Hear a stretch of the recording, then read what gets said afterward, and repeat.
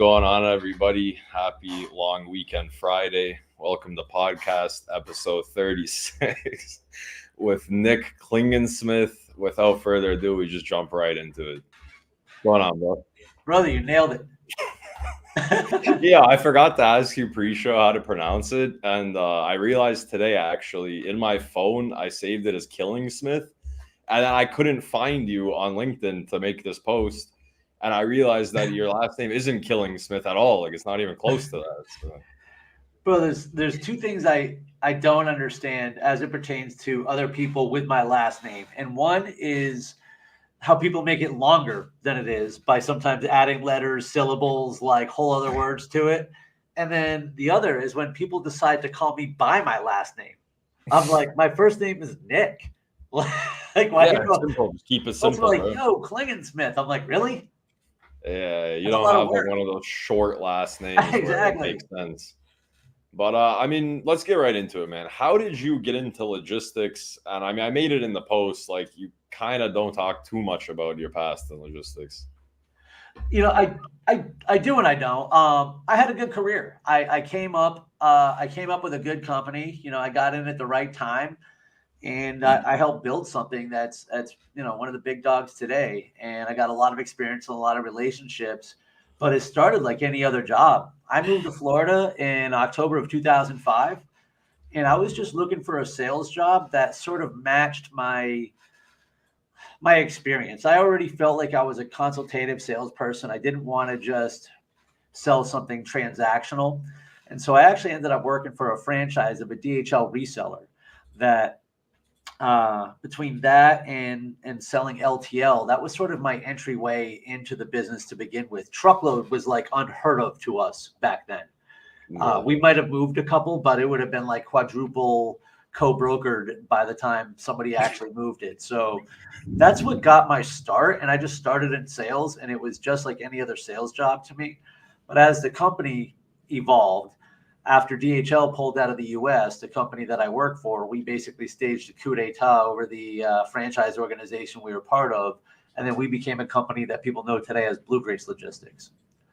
Yeah. And so I had a great ride there. I was a sales manager, became a director, became a VP, was responsible for building a number of the sales teams, recruiting teams, training teams. And so most of my experience in the industry was admittedly, in a leadership position. And that's probably why I've always said I'm not a freight guy. I'm a sales guy. Yeah. I mean, we've been over kind of like, on a personal level, your career. And I mean, I feel like you just kind of did everything that you really can do. And I mean, once you hit a certain point, there's not much left to do unless you just want to, stay as like a manager or a boss of people forever. And I mean, I help myself all the time. I'm sorry, go ahead. Yeah, I mean, you obviously had some personal things you needed to take care of that pulled you out of just sitting in the same position forever, I help myself all the time. And I even talk about this in my book too. Like, I have to continue to grow. My skill set really was in building and developing teams and building and developing those sales teams. It was not in running those sales teams. That was not my strong suit. For a lot of reasons. And I tended to focus more on frustrations than the positive, So now that I know that about me, could I have been better at the job or handled things better? Of course. But I don't think I would have liked it better.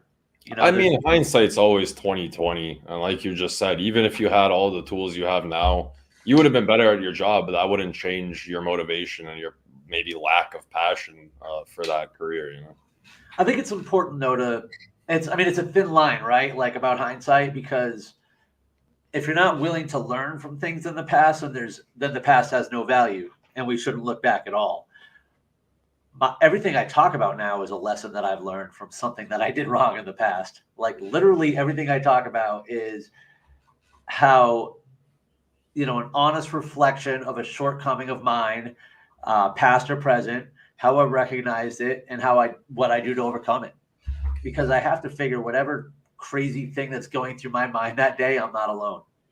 Yeah. I mean, I've always kind of lived by the phrase that I learned, I think somewhere in high school, where it's like, it's only a mistake if you didn't learn anything. And if you learned something, now it's a lesson, right? So. It's failures only final if you quit. Yeah, I mean, that's fair. So, I mean, you were passionate about building these teams, but you weren't really passionate so much about, overseeing them once they were put together, right? There was probably a lack of motivation and a lack of skill set at that too. There was, to be honest, building things, once you kind of have a process, it's something I'm good at. It's just a process that I've been able to do and repeat time and time again. I didn't have a tremendous amount of experience of sort of running that day to day. It was time for me to either find a new mentor, because I think it's always important to have somebody that you learn from, somebody that can lend their experience, but mentors can only stay that person forever. I mean, they can't stay that person forever. You have to continue to evolve. So I would have needed to adopt new skill sets in order for me to thrive in a position that really wasn't going to bring out the best of me either. And that's where I think a lot of, to be honest, this is where a lot of people, and I think we talk about this too, you and I did, a lot of people get disconnected. The logical next step for me would have been to find out how to play nice with others at the corporate level and become that guy. Or also appreciate what I had. I mean, I had a great job. I could have stayed where I was, right? Like that would have been a great move for a lot of people, but my purpose is not my profession. My purpose is not my job. It's the other way around. My job and my profession is to help me serve my purpose. And it had at that point. Yeah, I mean, like you hit on one funny thing. I was just having a conversation with a close friend of mine, who's, technically my mentor, if you want to go that way. He's a lot of experience. And we were kind of joking around about how we're in trucking, and the allure of being in the logistics and trucking industry is that you don't have to deal with so much corporate red tape.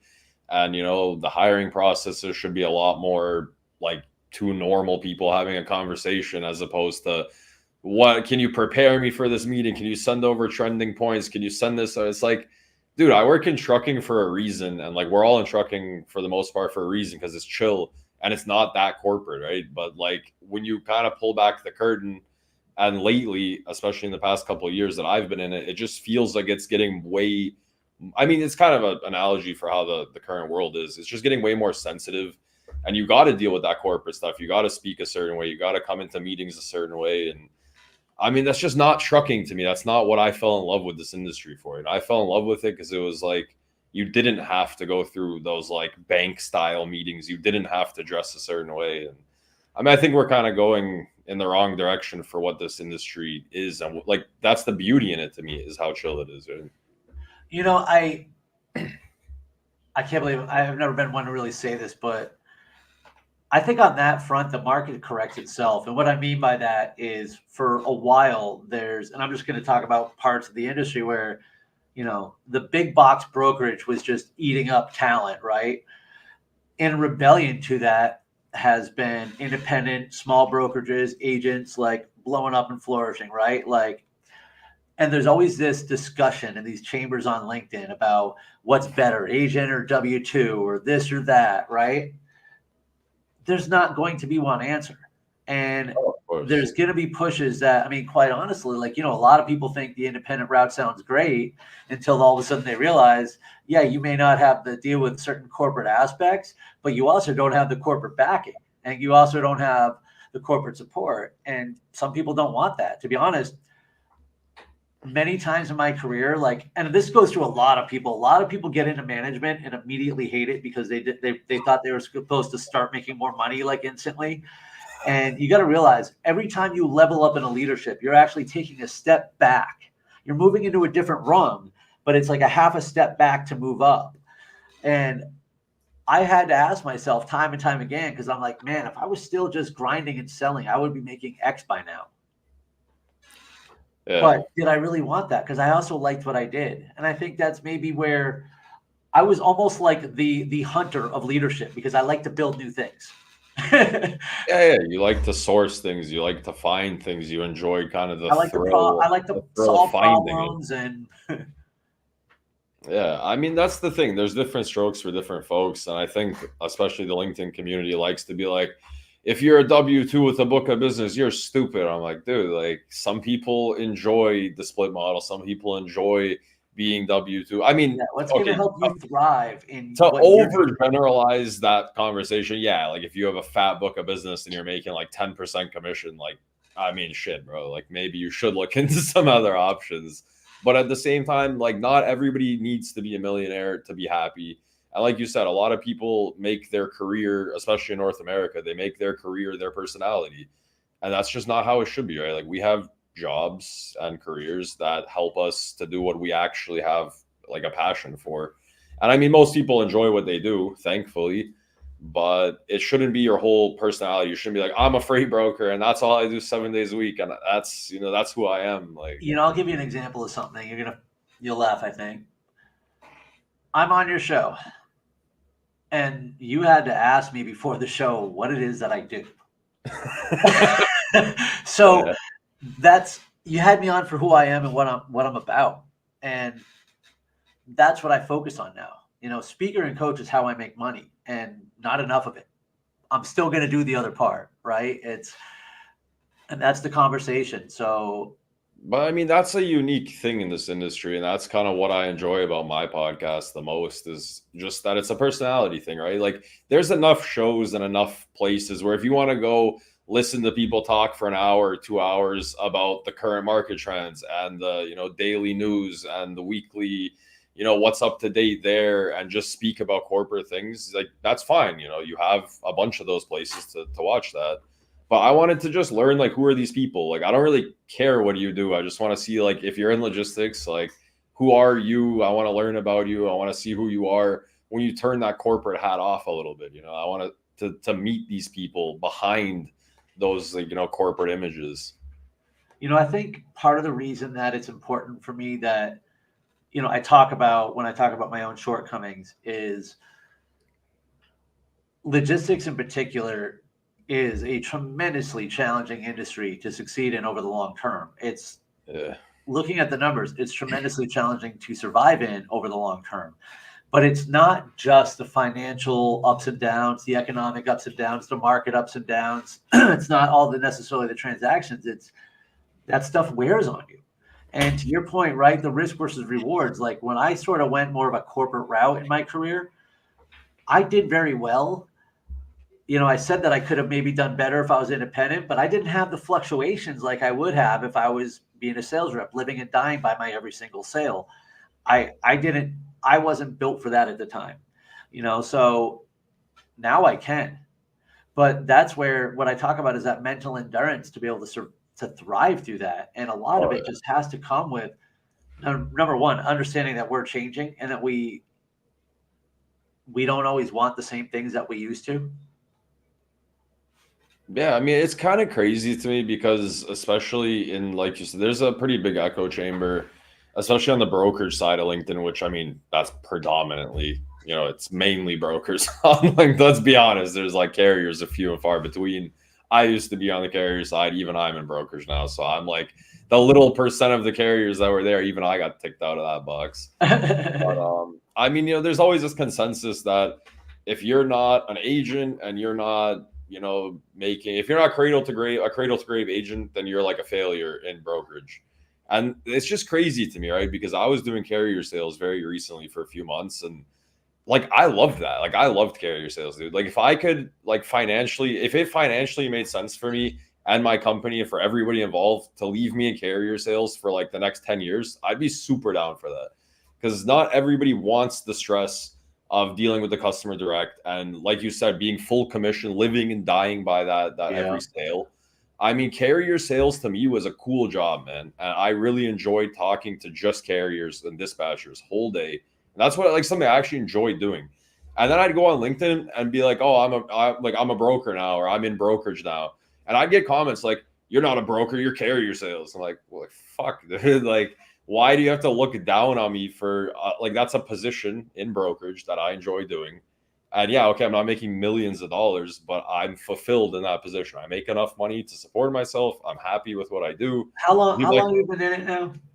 On brokerage side, I can't remember. Like 3, 4, 5 months. I mean, it's been fun. It's been all right, fun. But so I got moved into right recruiting. off the bat, you're now tied with like the incoming class to half those companies out there.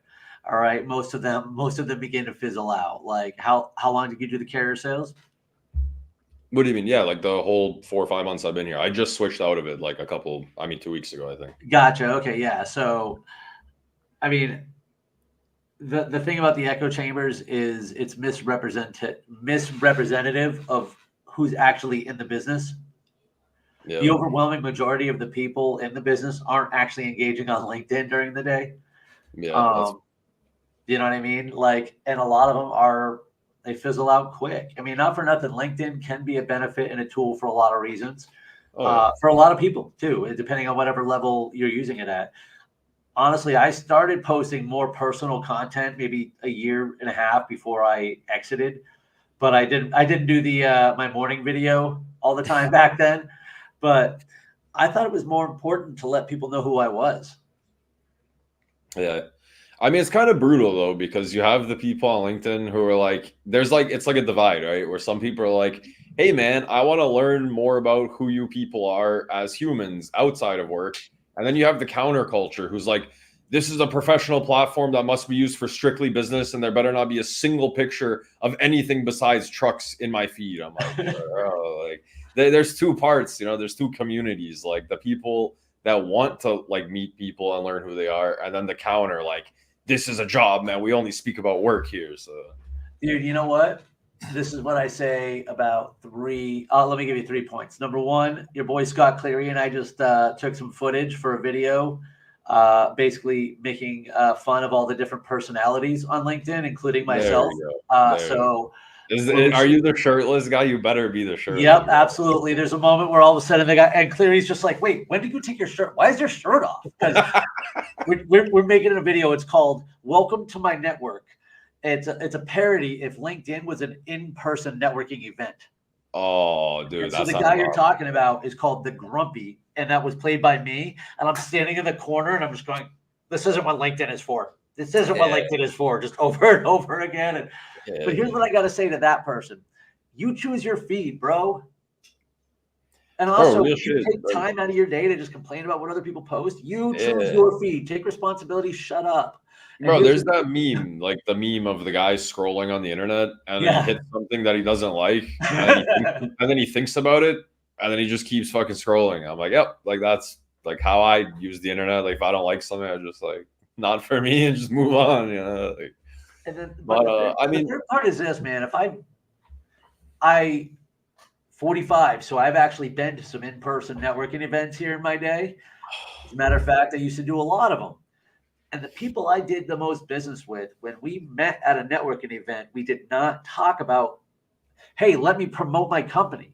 It was, hey, let me get to know you. What are your interests? Like you build that relationship on a Thursday night. You call them on Monday and start doing business. I'm not bringing contracts to the bar. And besides, it's promote. There's a difference between just promoting your company all the time and putting out content and networking too. So I say, don't complain, just choose your feed.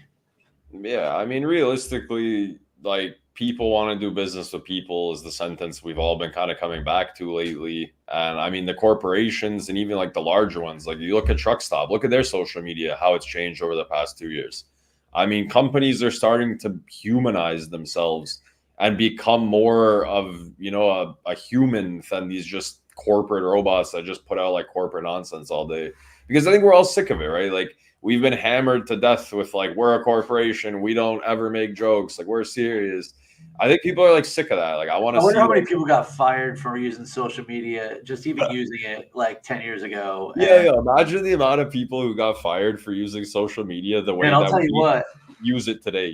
At Flugrace, we were an open social media policy company from like the get. And even though I was one of the people who had to hear about every single thing that was ever in like not favorable, we still never that was take the bad with the good, man. That was our deal.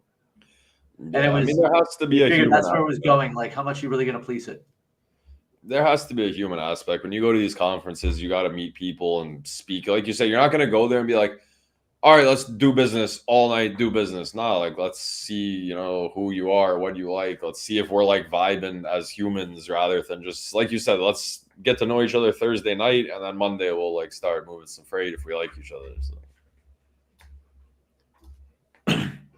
I want to get into with you kind of what are you doing now? You know, I mean, what's your main things that I was gonna say what's your main goals these days, but a close friend of mine has ruined that sentence. I'll send you the meme after the show. There's Riff Raff, and he says my main goal, and like it ruined a whole sentence for me. So I can't hear people say main goal anymore without thinking of that meme. All right, let me tell you. I'm just going to dive right into the business.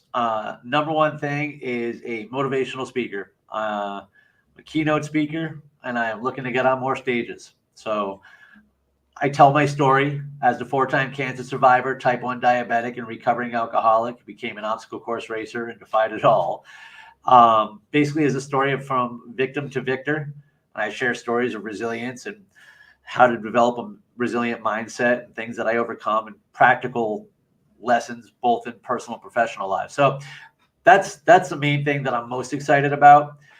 However, since publishing my book, Selling Inspired, the new book, working with sales teams, remote sales teams in particular, is the thing that I would like to have more conversations about, because ultimately the principles of that book are about building a resilient sales team. And it really just talks about aligning purpose, like we were talking about, bolstering more effective communication, setting meaningful goals, and taking purposeful action to them. A lot of principles that I'm just giving it all away right now, but so that's what I'm doing and talking about it a lot. Yeah, I mean, that's the thing. You've definitely, I mean, that's kind of biased since I kind of met Scott Clear. He's like, hey, follow this guy. He's cool. I mean, I've seen you around a little bit before that, but now I have you, man. I have you on my Instagram. I have you like everywhere I look throughout my day, I just see your face. But I mean, you're doing a good job with the content, man. So that's for sure. I mean, have you spoken? So you remember when we were in like elementary school and they used to just have like cool people come talk to the school randomly? Like, are you like, have you ever done that? Like, have you spoken to schools yet? I posted a video this a couple weeks ago. It's on my YouTube page, but I spoke to an 8th grade class. That's what I thought. I thought I came across a post about that. Like, in Paterson, New Jersey, and it was the scariest shit I ever did in my life. But let me tell you, I dropped the mic. It was awesome. I brought it.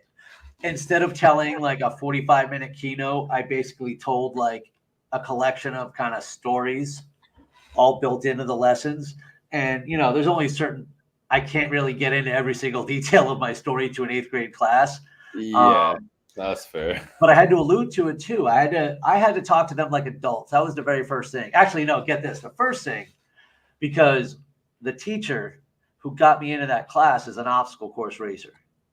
No way. We met doing Spartans. And so I walked in and I was like, hey, who here thinks their teachers are old and like weak and they can't do shit anymore? They're all like raised their hand.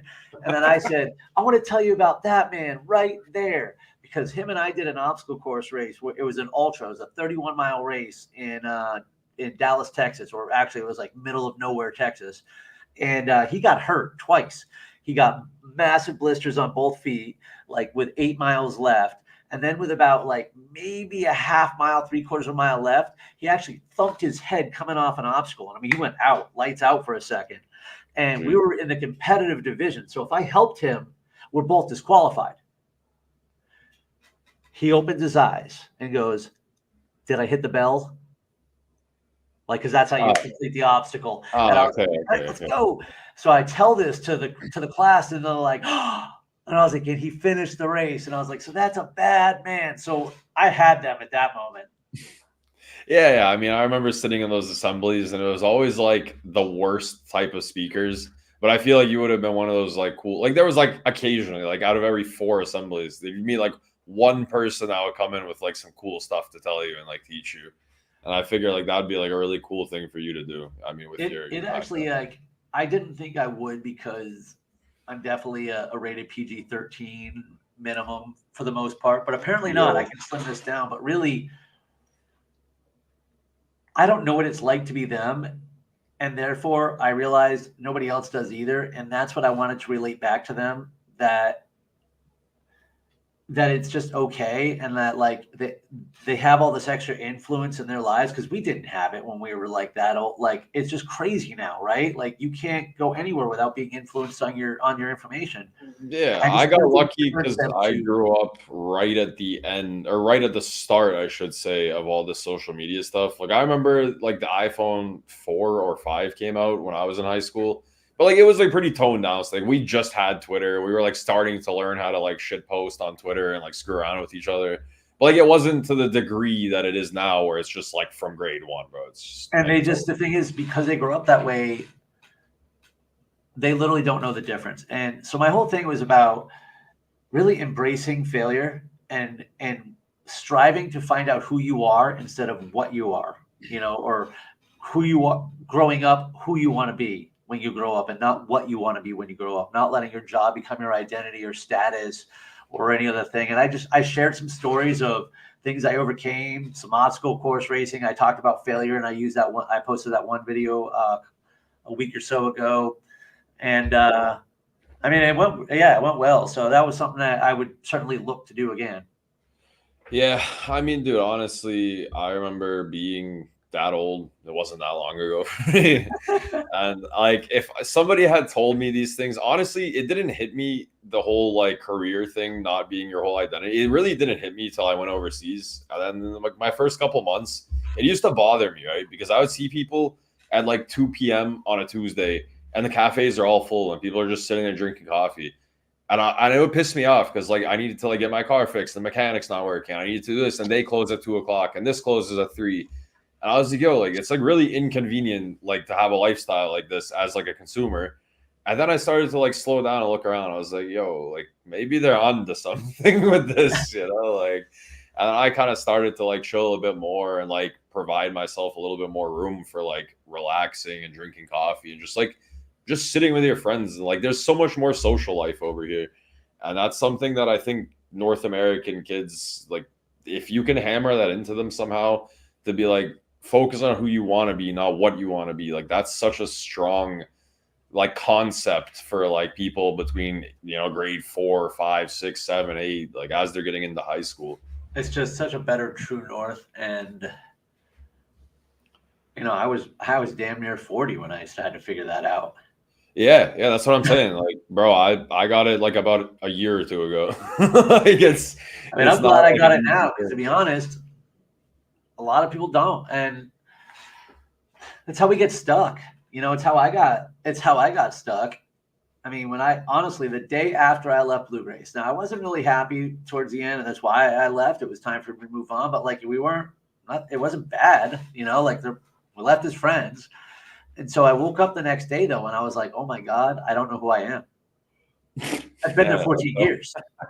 Like, yeah, like no idea what to do next now. I was like, it's not even just that. I literally don't know who I was without that, without that title, without that status, without that association. I was like, who is Nick Klingensmith right now? Yeah. And it was a weird thing. And it actually took a little bit of time to have that disconnect, because I didn't know who I was. And so you make bad choices, because then you're trying to make decisions based on who you think you're supposed to be, or who you think others think you're supposed to be. You try fitting that square peg in the round hole. You've been there.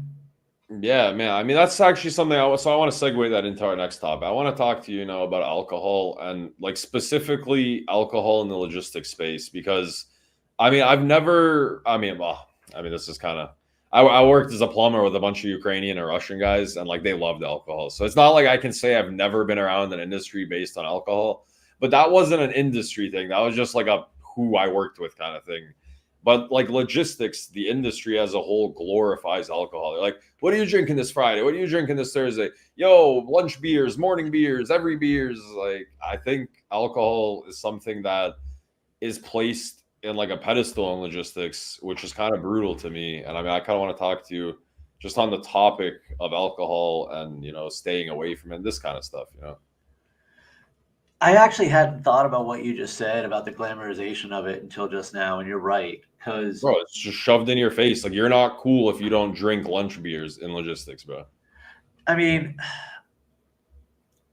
this is one of those things again where it's like, I wonder how many of the silent majority aren't affected by it, right? However, it's the ones who are affected by it. And I'm not just talking about some hard charters, because people bring their problems. They don't pick them up. They go into them. That's going to happen somewhere. But it is so commonplace and accepted and encouraged. And I don't think there's enough of seeing the people who aren't doing it. Does that make sense at all? No, of course it does. I mean, there's obviously. I just tripped over my words like 8 different ways. Oh, so, no, it completely made sense. Like, I know it's a literal impossibility that 98% of the humans that work in logistics are drunk at noon every day. Like, it's just not possible, like, in a logical sense, right? Now, my thing was, you know what it was? It was the unnecessary anxiety is what it was for me. Now, you got to remember, by the time I was drinking at lunch, now I was not an all the time drinker, and I didn't drink every day, but I drank at lunch some days, and some days I got drunk at lunch, and some days I kept getting drunk. And more than once is more than enough, especially when you're in a leadership position and you're actually supposed to be like setting a good example. And it was never enough, though, because it was always this constant anxiety. A lot of people think when you're in leadership that, oh, it's so easy. No, dude, you inherit all the problems from all the people who work for you. And then you get all the stress and anxiety from all the people you work for. And I wasn't good at handling it. And so that was it was supposed to be my anti-anxiety medicine. And so a broker who is on the front line, for all intents and purposes, is no different, right? They're juggling two sides of something that is always out of their control. And then, of course, there is, some people around them who thrive in it, some people who make a tremendous amount of money, and some have to find this anti-anxiety way because they don't have another way of coping. And that was it for me. Yeah, I mean, it's true. Like, when you're on the front lines as a broker, as a dispatcher, if you're a manager in any management position, really in any industry, like, you're inheriting the problems from above, from below. If you're a dispatcher or a broker on the front lines, you're getting it from everywhere. I mean, the drivers are mad at you, your boss is mad at you, the shipper's mad at you, the receiver's mad. Like, and you're always worried about. We're worried about shit that's not going to happen, but we're worried about what if. Yep. And I mean, that's always been the thing. Like, you book a load that's maybe a little bit tight, and you're like, I'm sure we'll make that pickup, but like, that you probably won't, but you book it anyways, and then you just pray, and like 9 times out of 10 you end up picking it up. But like, that whole 6-hour stretch, 4-hour stretch, 2-hour stretch, it's like crippling you. Like, you're like, I hope he makes it, I hope he doesn't. Like, it's something that just sits on you. Logistics is a really heavy industry in terms of, like you said, anxiety and what ifs. Now, in every sort of class that I ever had that worked for me at BG and other places, there was always at least one guy who probably did about 85% of what you wanted from him, which is good. But he was always out the door. He never, he was always out the door before everybody else. He took lunches, he wasn't available on weekends. He just never showed up for company shit, just did his stuff. And everybody hated him, and everybody in leadership didn't like him either, because they said, man, that guy doesn't care. But tell you what, that guy still doing business, still making money, probably hasn't had a heart attack or a drug or alcohol problem yet, at least do because of this. And that's part of that problem, is we allow the outside influences to care more than the result will benefit us. Damn, bro. If you just play that back and hear it one more time, if you just say it louder, like, oh, bro. You said something crazy to me on the phone when we spoke the very first time, where you were like, you know what, man? Like, if I cared like much less, and if I didn't try as hard as I did, and if I didn't stress and panic about what ifs, and if I showed up on time and left on time every single day, I probably would have done the same or better at my job performance-wise. And like, that's been sitting in my head. Like, it's not motivating me to be lazy or anything, but it's motivating me to understand, to not overthink things. I think you got to understand too, the amount of time that I spent caring actually took time, because I spent time and energy and effort on the wrong shit. So if I basically said, I'm just going to do what I'm supposed to the best of my ability, and whatever happens, happens, I'm going to tell the people who work for me what it is that's expected of them. I'm going to provide them what they need to do it. I'm going to expect them to do it, but whatever happens, happens. Right? We're going to book the shipments that we're supposed to. I'm not going to book the shipments that we're not supposed to, because it's not worth the risk to making fucking $200 goddamn dollars for 8 hours of work to recover this shit. So it's not worth it. Fuck it. Right? We're going to do those things. I'm not going to get emotional about any of it, because none of this will benefit me so much that it's worth me getting emotional about this. No. If I did that, I would have been a better leader. People probably would have actually done more of what I wanted, because I would have been able to communicate it better. I would have had so much less anxiety. And what would have changed about the results? You can only push people so much in a certain scenario too. And I'll tell you what, one of the most effective leaders of all times is Steve Jobs. I don't know if you ever read Jobs, but he might have been one of the biggest assholes on the planet to work for.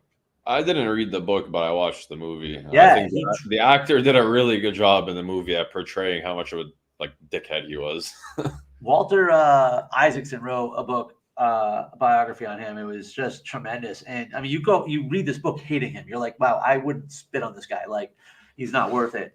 But he drove people to such lengths that they weren't capable of. That's a different environment. You can only people who you can only do that so long. Right? The people who are doing the work on the brokerage, if without the extra stress that me as a leader might give them, they still have bills to pay. Which is also where I think a lot of brokers forget.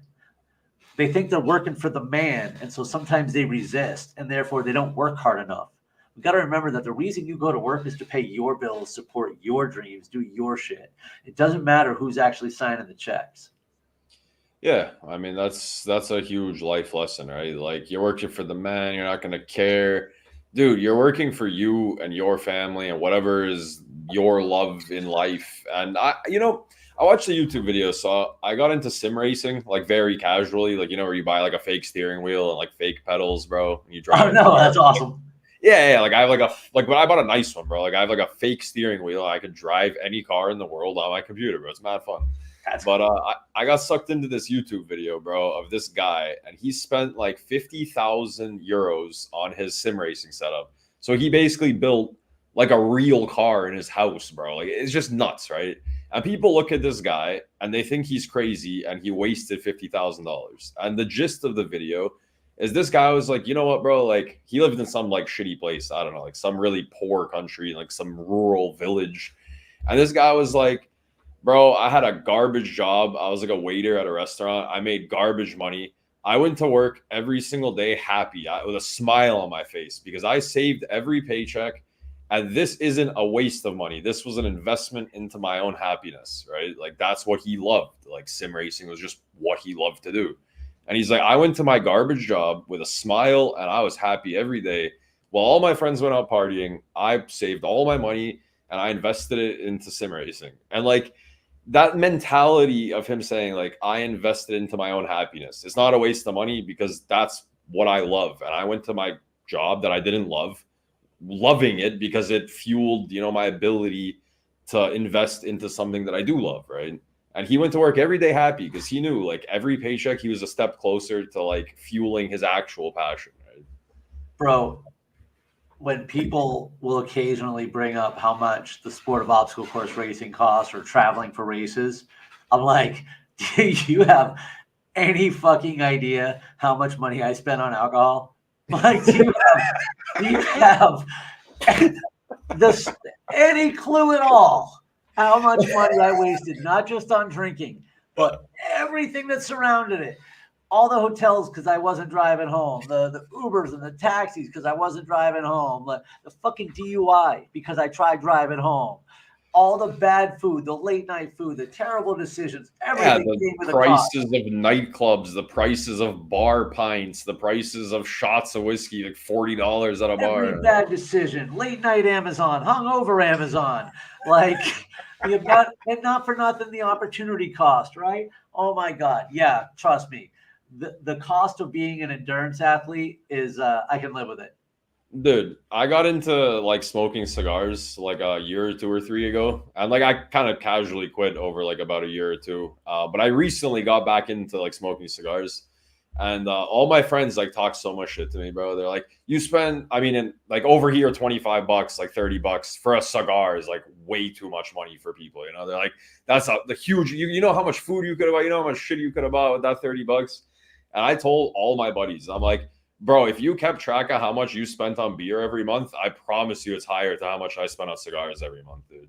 Because that's just like what I enjoy doing. Like, I will tell you, one of the behaviors of an alcoholic, of course, is like wasteful spending. And when I was doing very well for a number of years, I was just callous with my money. I just wasn't. Now, I never regret the experience, but I wasted money on other things, and that's, I don't believe in regret. It's lessons that I needed to learn, but it's things. That's something I'm like, damn it, so certain things where I just look back and I'm like, man, that was a waste of money. Like this and that was just so stupid. Like, oh God, why was I didn't need that. And even things where you get used to live in a certain way and you start to take for granted the things that you have now. And like, I don't ever want to live like that again. No, I mean, honestly, ever since I like full stop, like do not drink alcohol, a couple months ago, like if I want to smoke a cigar, I just don't care, man. That's what I want to do. Like today, I went and smoked a cigar today. I'm like, bro, like I'm not drinking. Like I'm healthy. I wake up every morning happy. I don't waste any days hungover. If I want to smoke a cigar and waste a little bit of money, like I'm fine with that. Like this is what makes me happy. Alcohol didn't make me happy. Smoking cigars makes me feeds your happy. passions, makes you happy. That's what we work for, fulfillment. Sometimes it comes in that form of relaxation, some comes in different ways. And you're not, well, I mean, I don't know. I've never smoked a cigar, but I don't think it's the same as chasing a high. Like, a cigar. There's this thing about cigars where like I don't know why people think you need to smoke like very expensive. You really don't. Like that, you can find a medium. Like I have a cheap cigar and I have like a medium expensive cigar. And to me, the act of smoking a cigar has nothing to do with smoking a cigar. It's like a mental thing, right? Because unless you have a humidor, you have to venture out and buy a cigar. And from the time you purchase it, you only have about an hour to light it before it starts to become worse. So you have to like plan a time and a day and this a is place. Like an event. Yeah. It's like you need to be in the right place with enough time to enjoy it, with a nice view, with like, some ability to have some nice cold drinks and coffee around you. So it's like an experience for me. Like I have to plan out like on Saturday, I'm going to go buy this cigar. I'm going to sit at this place. I'm going to smoke it. And then when you light the cigar, you have about an hour and a half of smoking it. So that's like your piece for that day. Like it's like it's more the mentality of smoking cigars than it is actually smoking them. The romanticism of it. Yeah, like you got to plan it out, bro. You got to understand what you're about to do. But I mean, I want to ask you, simply like, is there and did you ever feel a pressure to drink alcohol at logistics conventions around logistics people? Like, I'm not going to give you a fair answer because I was the one leading it. Like, I didn't feel pressure. I sought opportunity. I was already. You were the guy that's like, come on, bro, you have to take this shot. You have to do it. I was the bad influence at that part, and it wasn't like we were not a football field brokerage at that point. When we were going to conferences early on, I mean, we were a small company, 50 people tops. We were barely into truckload and stuff, and it was really just about getting our brand out there. But I mean, if there was drinking, I was doing it, and so I definitely did not. As a matter of fact, I'll tell you what. This is why I say we don't always see it.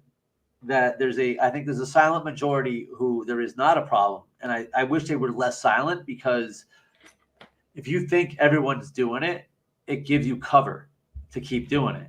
Yep. So back in like 2016, I think it was, I was still working at Blue Grace, and we had one of our conferences, and it was probably, I don't know, man, it was late, 1:30 in the morning. And I went down towards a hotel bar with a friend of mine, and we just sat on one of the couches there and kind of shot the shit for a few more minutes. And I looked over at the bar, right? And the music was kind of jamming. And I'm like, man, these people are getting after it still, right? And you got to keep in mind, I was sober now, all right? I looked over though. There were just 3 guys on the bar, just mopes. All right. The place was dark. There hadn't anybody and been there in like an hour. But I bet if I had been one of them, I would have thought the place was jamming. Yeah. I would have remembered it that way. I would have, just because I was still in that mode. I think most people go to bed, but after, most people are out of there by 11 or 12. The ones who are still out and still kind of like driving that car, it's the same people doing the same behavior. Yeah. It's tough to argue that it's influence when, your hotel room's upstairs. I mean, I think one of the best moments for me in the recent journey of not drinking anymore has been when I went to like a bar to play like some pool and darts and stuff. And I didn't drink at this point. It's like about a month or two ago. No. Like I was just looking around and like everyone's drinking, right? Because that's a normal thing to do on a Saturday night. And like I don't judge anybody. I'm like, dude, I'm not like the guy who's like, oh, like I stopped drinking. Everyone around me has stuff. Like I'm not like that.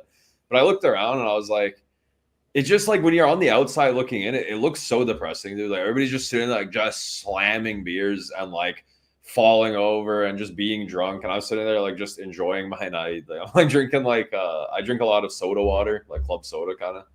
And it's enough for me. But when you take a step back and you stop drinking and you start noticing how most people act when they drink, it's like, bro, and they're gonna wake up the next morning feeling bad too. So no, I definitely don't judge because I can go anywhere, do anything. There are a few times where I'm not comfortable, it's random, and I just leave because that's the beauty of it. I can just leave. Yeah, I have feet, bro. Like I can leave any situation I don't want to be in. Which means I can go anywhere as long as I can make that decision. And it took me some time. I skipped Vegas for a year or two. I didn't. That's fair. I had to get right with myself. I had to make sure that I was cool, like not drinking. But to be honest, I enjoy going out. And I'll get like a Diet Coke with a lime or a water with a lime. But I'm not hiding that I'm not drinking. It's just I don't know. I enjoy drinking those. I need something when I'm out,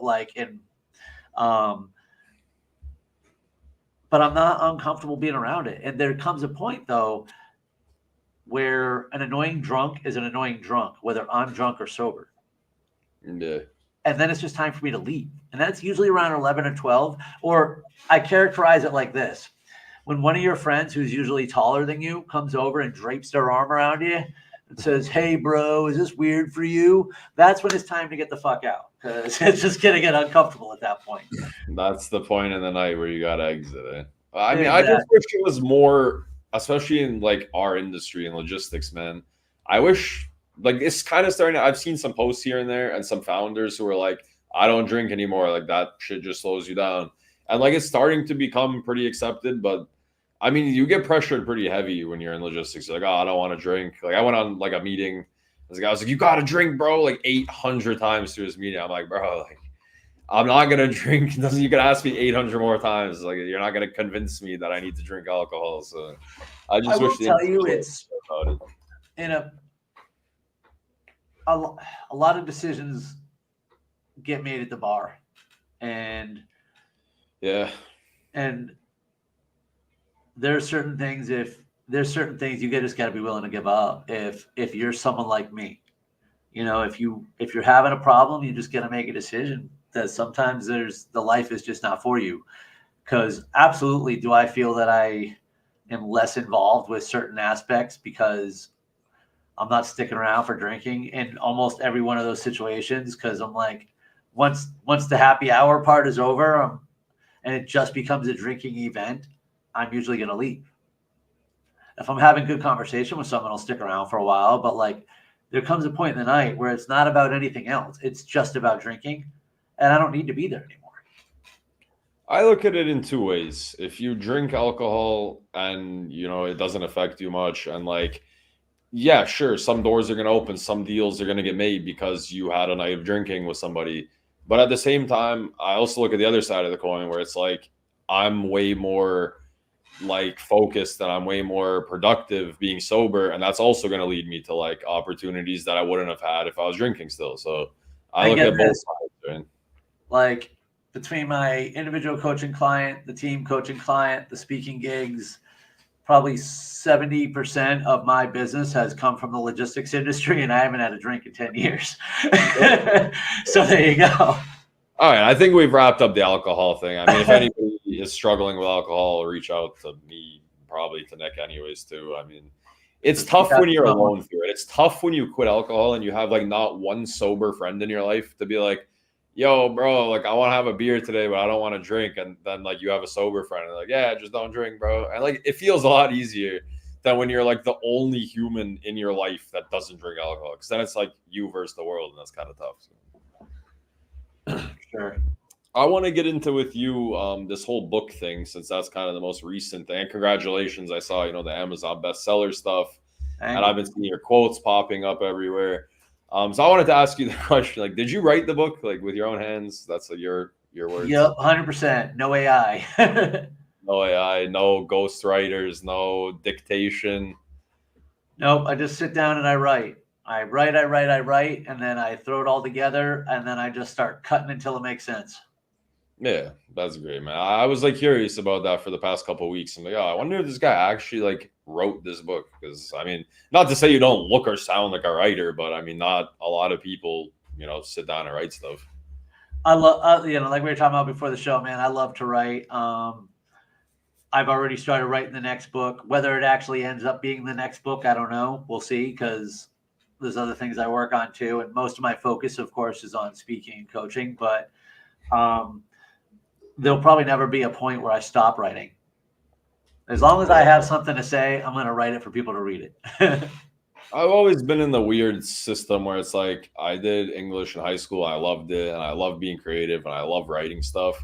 But then like life just kind of happened, and I haven't pursued that passion in, over 10 years. And I think it's cool to talk to somebody like you who's like, you've been through logistics, you've been through all the health issues, you've been through getting healthy, you've been through stopping drinking, and you also wrote a book. Like, so you're like very relatable to me as a person with the whole writing thing. 'Cause that's also something I wanted to do. Just, it's easy to say I'll start tomorrow, and then you just never start tomorrow, right? Well, here's the action that you can take right now. I know you don't like using calendars, but schedule it. Hey, I schedule my own stuff very well. All right, then schedule 15 minutes for yourself this weekend. No, the whole point is just, and you know what? Just write ideas about what you're going to write about. That's it. For 15 minutes, you're going to sit down at that time from 2 to 2:15 or whenever you pick, and you're just going to write ideas to write about. Yeah. That's how you start. It's solid advice, right? Like everybody has, I read the thing. It's not that you're bad at time management. You just don't prioritize what you want to do well, right? Like if you wanted to write a book, you would find the time to do it, like over playing video games or over some other stupid thing. And it comes down to picking the time. I mean, that's me. I write on the weekends. I mean, that was it. Every once in a while, I might get to write a little bit at night. Sometimes I write a little over lunch. But a lot of things would happen too when you're writing something. Once you're on it, the ideas come, and I put it in my phone, my notes. I text it to myself, email it to myself, write it on a Post-it note. Like the writing is all the time, So you just got to get it started, and then it becomes something. I mean, when you wrote your book, what was your initial goal, or I guess topic / theme? I mean, did you say it out loud? Yeah. I started writing a book called The Investigators. Now, I was a private investigator for 20 years, and it was going to be every other sales book you've ever read, but it was going to focus on the discovery phase of the sale and use real investigative techniques that I had learned and interview techniques that I had learned and apply them to the sales process. But to be honest, it was going to be every other book you ever read. And I lost it on my laptop. And so I started writing this book, which I basically, out of a temper tantrum, I started writing a book that was going to be a sales motivational book, but I was going to keep it really brief, really easy, like a page a day type thing, like 220 pages, give or take, whatever. Sometimes it was just going to be a quote. But when I finally put it all together, and I'm like, that's not what this is going to be.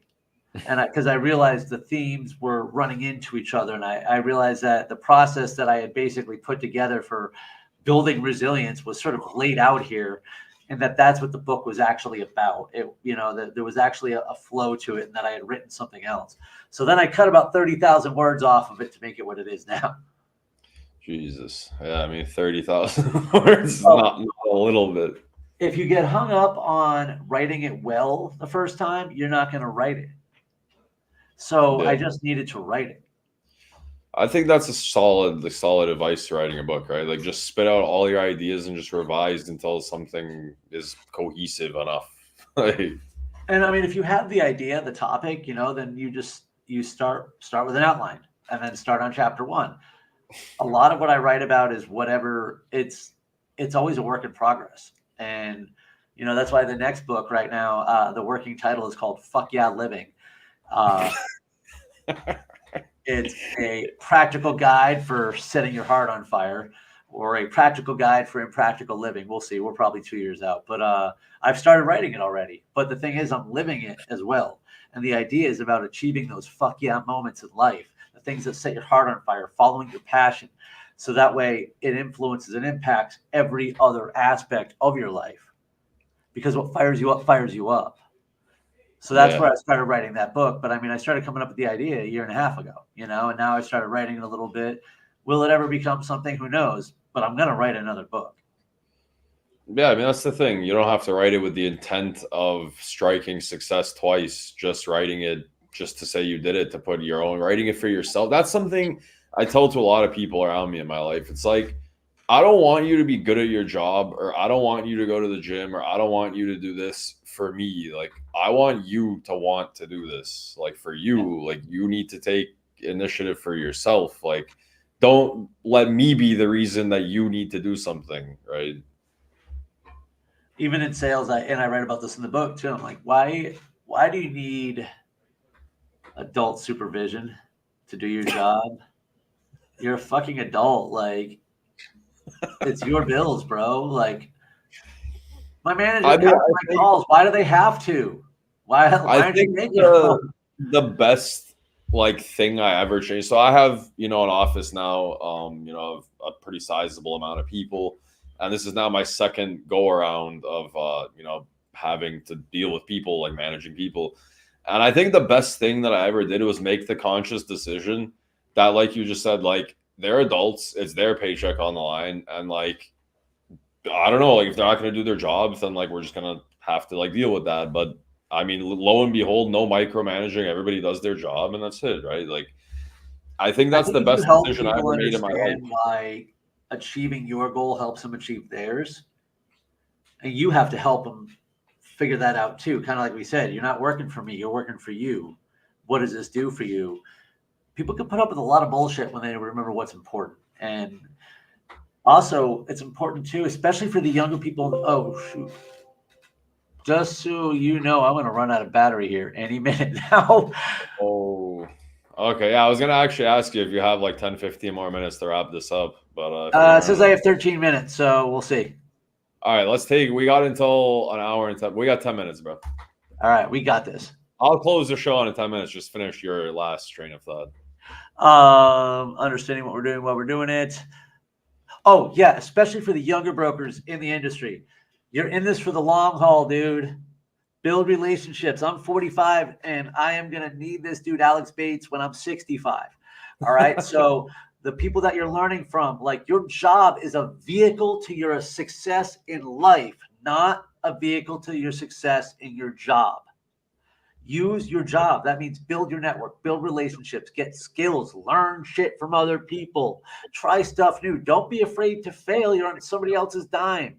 And until every penny of yours is actually accounted for to support like your family, take risks.